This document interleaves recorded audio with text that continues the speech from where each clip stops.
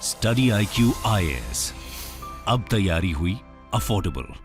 नमस्कार दोस्तों, जैसा कि हम सबको पता है 1962 के वॉर के दौरान चाइना ने भारत का लद्दाख का जो एक बड़ा हिस्सा है जिसको अक्साई चीन के नाम से आप जानते हैं, वो यहां पर अपने अंडर में कर रखा है। लेकिन इसके साथ साथ हमें यह भी पता होना चाहिए कि नॉर्थ ईस्ट में जो पूरा अरुणाचल प्रदेश है, ये वाला जो पूरा अरुणाचल प्रदेश है जो कि भारत के अंडर में और इंटीग्रल पार्ट है भारत का, उसको चाइना अपना लैंड समझता है और इसको लेकर लगातार डिस्प्यूट देखने को मिलता है। पिछले साल आपको याद होगा दिसंबर के महीने में एक काफी बड़ा डिस्प्यूट जो झड़प है दोनों सेना के बीच में, वो भी देखने को मिला था। लेकिन यूएस के अंदर आपको पता है जैसे भारत का पार्लियामेंट है उसमें दो हाउस हैं, लोकसभा और राज्यसभा, उसी की तरह यूएस के अंदर भी हाउस ऑफ रिप्रेजेंटेटिव्स है और सेनेट है। सेनेट बेसिकली जैसे हमारे यहां पर राज्यसभा है अपर हाउस, वैसे ही सेनेट है। तो सेनेट के अंदर वहां के जो लॉ मेकर्स हैं उन्होंने एक रेजोल्यूशन लाया है और ये बेसिकली ये कहता है कि अरुणाचल प्रदेश भारत का इंटीग्रल पार्ट ऑफ इंडिया है।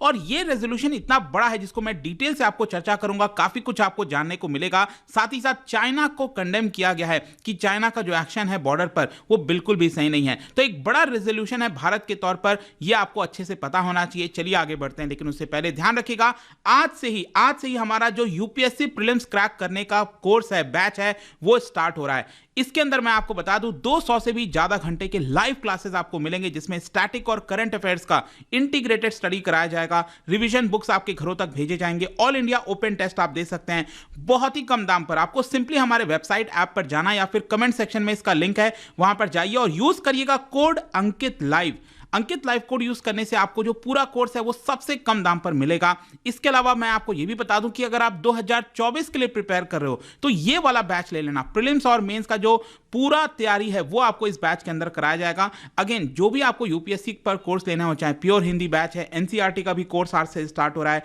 Use code Ankit live to get maximum discount. इसके अलावा और अगर आप एमसीक्यूज अटेम्प्ट करना चाहते हैं तो मेरे इंस्टा पेज पर जा सकते हैं, वहां पर स्टोरीज में जितने भी एमसीक्यूज हैं उसको आप अटेम्प्ट कर पाएंगे।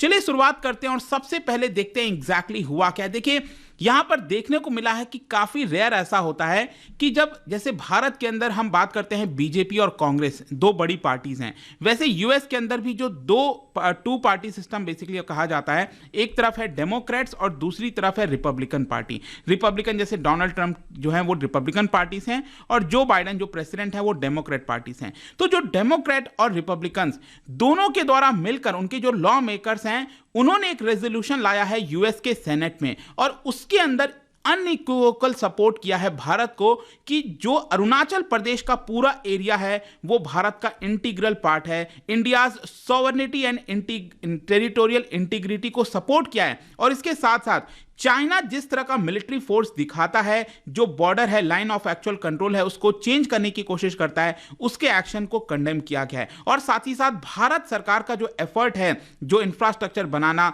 लोगों को सपोर्ट करना, वहां पर जो लोग रह रहे हैं, उन सबको इस रेजोल्यूशन के अंदर काफी ज्यादा बढ़ चढ़कर तारीफ की गई है। मैं आपको बता दूं कि यह रेजोल्यूशन बेसिकली 3 लोगों के द्वारा लाया गया है, जो 3 लॉ मेकर्स हैं यूएस सेनेट में। इनका नाम आप देख सकते हो, जेफ मार्कले हो गए, बिल हैगर्टी हो गए और साथ ही साथ इसको स्पॉन्सर्ड किया गया है जॉन कॉर्निन के द्वारा। तो इन्होंने बेसिकली अरुणाचल प्रदेश को लेकर कई सारी चीजें बोली हैं कि भारत का जो डिफेंस है वो मॉडर्नाइजेशन को सपोर्ट करते हैं, बॉर्डर पर और होना चाहिए। जिस तरह से अरुणाचल प्रदेश का बॉर्डर इंफ्रास्ट्रक्चर इंप्रूव होता जा रहा है, इसकी वजह से यूएस को भी सपोर्ट करना चाहिए। मतलब कि भारत तो अपनी तरफ से एफर्ट कर ही रहा है चाइना को पीछे करने के लिए, लेकिन साथ ही साथ यूएस को भी सपोर्ट करना चाहिए। चाहे जैसे कि रिसेंट का बायलैटरल पार्टनरशिप हो गया जिसका नाम है initiative on critical and emerging technologies. तो जो टेक्नोलॉजीज हैं, डिफेंस इक्विपमेंट है, वो कहीं ना कहीं भारत को देना चाहिए। तो चलो ये जो रेजोल्यूशन आया है उसके अंदर क्या क्या चीजें हैं, वैसे तो काफी बड़ा रेजोल्यूशन था, लेकिन कुछ इसकी इंपॉर्टेंट पॉइंट्स हैं जो आपको पता होना चाहिए। देखो ये जो रेजोल्यूशन है उसमें कुछ बैकग्राउंड के बारे में भी बात किया गया है। जैसे कि आपको याद होगा 1962 वॉर की हम बात कर रहे थे। ये अगर आप मैप देखोगे तो पूरा जो करंट कॉन्टेक्स्ट है वो आपको अच्छे से समझ में आ जाएगा। जैसा कि आपको पता है ये जो वेस्टर्न सेक्टर है, यहां पर आपको पता ही होगा कि ये वाला जो इलाका है अक्साई चीन जिसको कहा जाता है,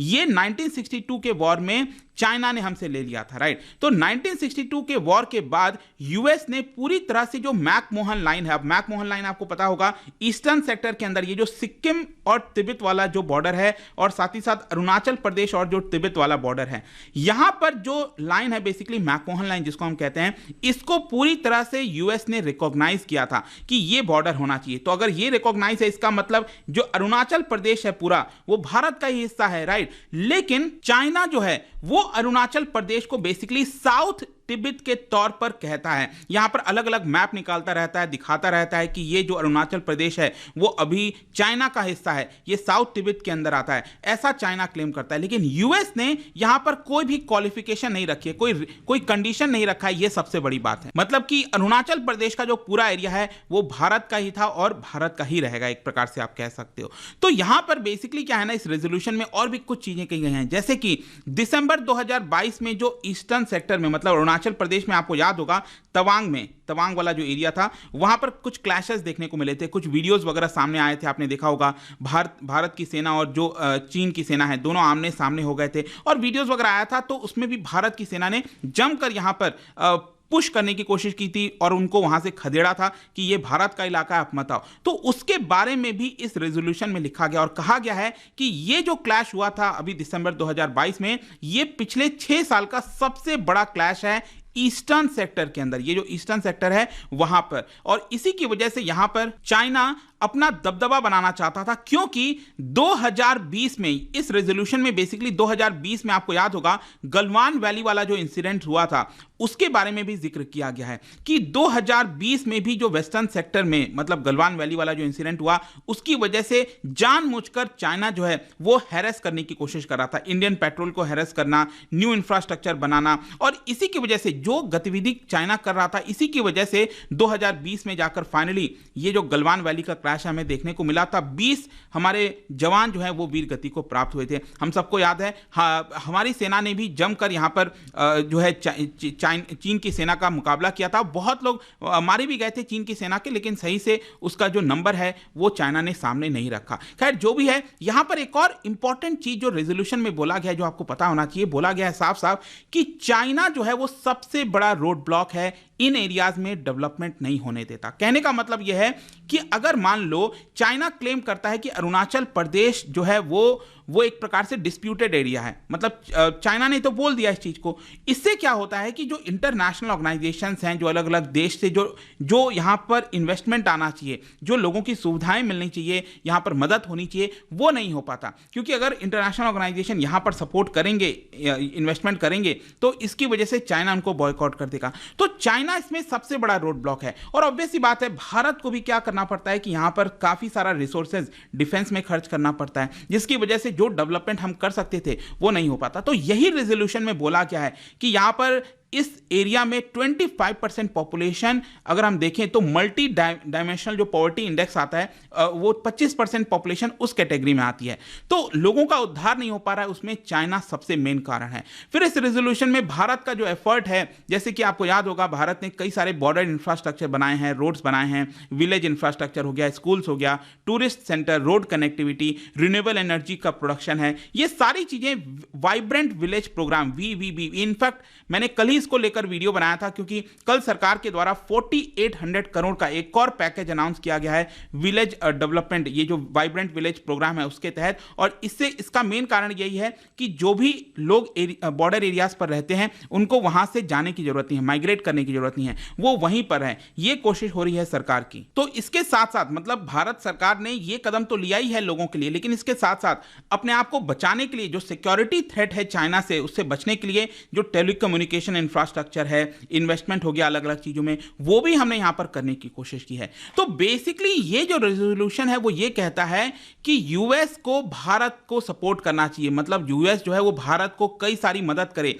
चाहे बायलैटरल वे में हो या फिर ग्लोबल पार्टनरशिप। अब ग्लोबली आपने देखा होगा क्वाड बनाया गया है, जिसमें भारत, जापान जो है, ऑस्ट्रेलिया हो गया और यूएस हो गया, 4 देश हैं। फिर I2U2 बनाया गया। I2U2 मतलब इंडिया, इजराइल और यूएस हो गया, और यूएई हो गया, ये 4 देश मिलकर। तो इस रेजोल्यूशन का मेन मकसद है कि यहाँ पर यूएस जो है वो कहीं ना कहीं भारत को मदद करे, चाहे डिफेंस पार्टनरशिप हो गया या फिर टेक्नोलॉजी देने का काम हो गया, वो सारी चीजें भारत को लगातार करता रहे। और अल्टीमेटली ये जो रेजोल्यूशन लाया गया है वो एक प्रकार से सेनेट, जो अपर हाउस है अमेरिका का, जो पार्लियामेंट है वहां का, उनके लिए लाया गया है कि आप अनइक्विवोकली जो अरुणाचल प्रदेश है उसको वापस से ये कहिए कि ये भारत का ही इंटीग्रल पार्ट है और भारत की जो सॉवरेनिटी और टेरिटोरियल इंटीग्रिटी है उसको सपोर्ट करिए, और साथ ही साथ चाइना जिस तरह से अपना मिलिट्री फोर्स यूज करता है उसको कंडेम करिए। अब क्वेश्चन आपके मन में आएगा इसका सिग्निफिकेंस क्या है। देखो यूएस है, उसने बोल दिया, भारत में तो हम पहले से ही मानते हैं इस चीज को,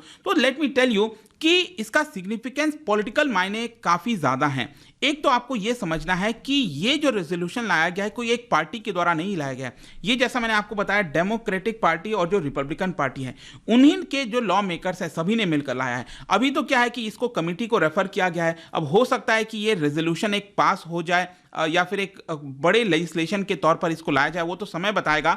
लेकिन मैं आपको यह भी बता दूं कि 2020 में जो गलवान वैली वाला इंसिडेंट हुआ था उस समय भी कुछ रेजोल्यूशन लाया गया था यूएस के अंदर चाइना को कंडेम करने के लिए, लेकिन वो इतना डिटेल नहीं था। पहली बार इतना डिटेल रेजोल्यूशन भारत के सपोर्ट में लाया गया है, इसीलिए मायने रखता है। दूसरा, यहां पर चाइना का जो एक्शन है, जिस प्रकार का उसका रवैया रहा है बॉर्डर पर, उसको पूरी तरह से कंडेम करता है और भारत जो कर रहा है वहां पर बॉर्डर एरियाज में उसको सपोर्ट करता है। तो ये सारी चीजों की वजह से ये इंपॉर्टेंट हो जाता है। एंड आई होप कि इस वीडियो के माध्यम से आपको लगभग सब कुछ समझ में आ गया होगा। और जाने से पहले एक इंटरेस्टिंग क्वेश्चन, क्या बता सकते हो पूरे दुनिया में कितने ऐसे कंट्रीज हैं जो कि लैंड लॉक्ड है, जिनकी सीमा समुद्र के साथ नहीं मिलती है, सी के साथ नहीं मिलती है, ये बताना। इसका राइट आंसर आप सबको पता है, मेरे इंस्टाग्राम पर तो मिलेगा ही, वहां पर अगर आप नहीं हो कोई बात नहीं, टेलीग्राम से भी ले सकते हैं इसका सही उत्तर। मैं कई सारे जो एमसीक्यूज हैं वो यहाँ पर पीडीएफ जो है मैं इंस्टा पे डालता रहता हूं, वहां से जाकर आप प्ले कर सकते हो। पीडीएफ ये तो टेलीग्राम पर आइए, अलग अलग सोशल मीडिया पर आप जुड़ पाओगे।